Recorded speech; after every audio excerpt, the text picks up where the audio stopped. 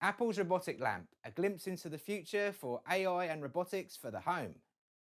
Apple's just unveiled a robotic lamp and it's hard not to see the Pixar inspiration. Think Luxo Jr, but with the Apple signature sleekness.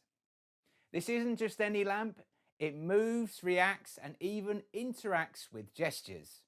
In Apple's research demo, it nudges a water glass as a reminder to stay hydrated, follows instructions with subtle movements, and even wobbles with a bit of personality.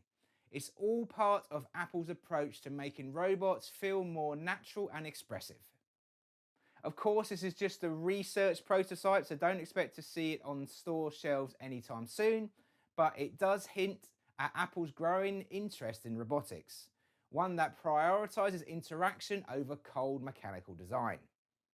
A future Apple home robot, maybe, but for now it's just an intriguing first look at what's to come. And that's it for my robot news update for today. Don't forget to join me with my weekly live Robot Optimise workshop if you're interested in learning more about robotics and the latest trends for business. And make sure to subscribe to the channel so you don't miss out on future updates. I'm RoboPhil from Robot Philosophy, and I'll see you next time.